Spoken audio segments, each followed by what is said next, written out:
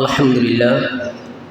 হাজী হেদায়েতুল্লাহ বাইতুল মামুর জামে মসজিদের সম্মানিত মুসলিয়ান ইকরাম, পর্দানিসীন সম্মানিতা মা ও বোনেরা, মহান আল্লাহ রব্বুল আলমের দরবারে অসংখ্য অগণিত শুকরিয়া আদায় করি যে আল্লাহ রব্বুল আলমিন দয়া করে, মায়া করে, মোহাব্বত করে, ভালোবেসে 10 মায়ের 10 সন্তানকে একত্রিত হয়ে জুড়ে মিলে বসার মতো যে আল্লাহ সুযোগ করে দিলেন, আল্লাহ পাকের দরবারে প্রাণ খুলে অন্তরস্থল থেকে কালিমাত শুকর আদায় করি। সকলে একযোগে বলি আলহামদুলিল্লাহ।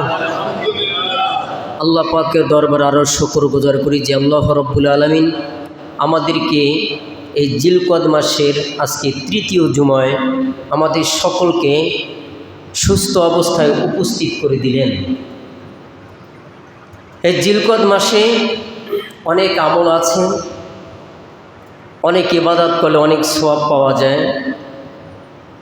তো এই জিলকদ মাসে আজকে 3য় জুমায় আমাদের সকলকে দুনিয়াবি কাজ কর্ম থেকে ফারিক করে উত্তম রূপে উজু গোসল করে মহান আল্লাহ রব্বুল আলমিনের ডাকে সাড়া দিয়েছি। আমরা আল্লাহর ঘর মসজিদ, পবিত্র স্থান, এ ঘরে আসার বসার, কোরআন হাদিস থেকে আলোচনা শোনার মতো যে আল্লাহ সুযোগ করে দিলেন, আল্লাহ পাকের দরবার আরেকবার শুকর গুজার করি আলহামদুলিল্লাহ। সম্মানিত ভাইয়েরা, আজকে কিছু কথা বলবো। পবিত্র কোরআনুল কারীম থেকে কিছু কথা বলবো। নবী করিম সাল্লাল্লাহু আলাইহি ওয়াসাল্লাম তার কিছু কথা বলবো।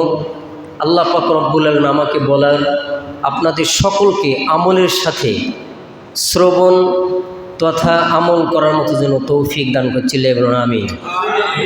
সম্মানিত ভাইয়েরা, আজকের কথা হচ্ছে কুরবানি সম্পর্কে। কি সম্পর্কে?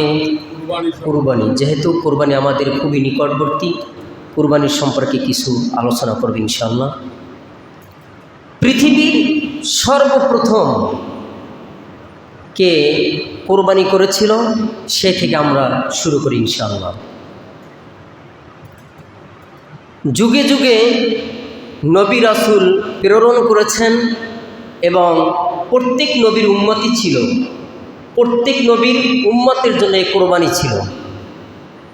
কোরবানি একটি অন্যতম একটা ইবাদত, যেটা জিলহজ মাস আসলে পরে সারা পৃথিবীতে, বাংলাদেশ তথা সারা পৃথিবীতে আলোড়ন সৃষ্টি হয়ে যায় কোরবানির জন্য, ঠিক কিনা? পশু ক্রয় করবে, জিলহজ মাসের 10 তারিখ বাংলাদেশে কোরবানি করবে, এটা আলোড়ন সৃষ্টি হয়ে যায়। সেই কোরবানি আমাদের খুবই নিকটবর্তী। সেই কোরবানির জন্য আমরা সকলে যেন প্রস্তুতি গ্রহণ করতে পারি। চিল্লাই বলুন আমিন। সম্মানিত ভাইয়েরা, কোরবানির ইতিহাস খুবই প্রাচীন, খুবই প্রাচীন। কারণ ছোটবেলা থেকে এ পর্যন্ত কোরবানি দেখে আসছি। কোরবানি করলাম, পিতা করলো, দাদা করলো, পূর্বপুরুষ সবাই করলো এই কোরবানি। তার মানে কুরবানি হচ্ছে খুবই প্রাচীন। সেই আদি পিতা হযরত আদম আলাইহিস সালাতু ওয়াস সালামের যুগ থেকে এই কোরবানির বিধান চলে আসছে। সেই আদম আলাইহিস সালাতু ওয়াস সালাম এর 2 পুত্র হাবিল এবং কাবিল। কি নাম? হাবিল এবং কাবিল। এই 2 পুত্রের কোরবানির কথা, কোরবানির পেশ করার কথা আমরা পবিত্র কোরআনুল কারীম থেকে জানতে পারলাম।